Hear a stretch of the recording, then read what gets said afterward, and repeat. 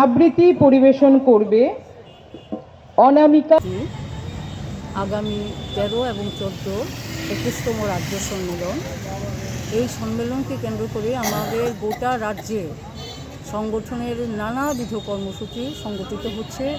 তারই অঙ্গ হিসাবে আমরা আজকে আমাদের সদর মহকুমা কমিটি সকালবেলাতে বসে আঁকো প্রতিযোগিতা শিশুদের মধ্যে আমরা করেছি। এখন সাংস্কৃতিক সন্ধ্যা এবং পুরস্কার বিতরণী কর্মসূচি আমরা গ্রহণ করেছি।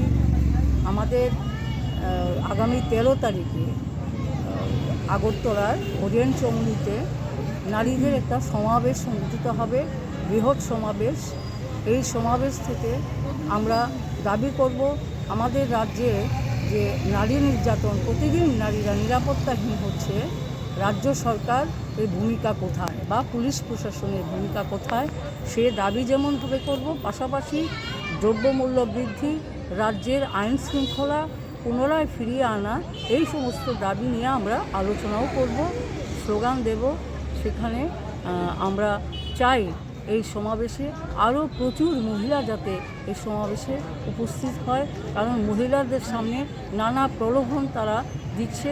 আমরা দেখেছি বিহার নির্বাচনের আগে মহিলাদেরকে 10,000 টাকা করে দিয়েছে। কোথায় এই টাকা? তো নির্বাচনের আরও 6 মাস আগে দিতে পারতো না, নির্বাচনের কয়েকদিন আগেই দিয়েছে।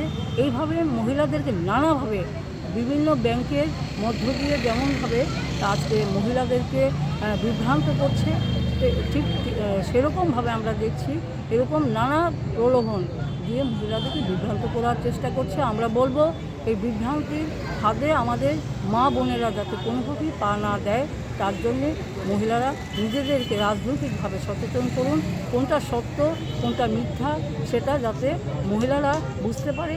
অর্ধেক আকাশ জুড়ে আছে আমাদের নারীরা, এই নারীরা সচেতন, তারা মার ভূমিকা যেমন গ্রহণ করছে, পাশাপাশি অভিভাবিকার ভূমিকাও গ্রহণ করতে হবে আমাদের মা বোনদের। আমরা চাই আগামী 13 ডিসেম্বর যে সমাবেশ, নারী সমাবেশ, সেখানে যাতে বৃহৎ অংশের মানুষ, নারীরা যাতে সামিল হয়, তার জন্য সকলের কাছে বিনম্রভাবে আবেদন জানাচ্ছি।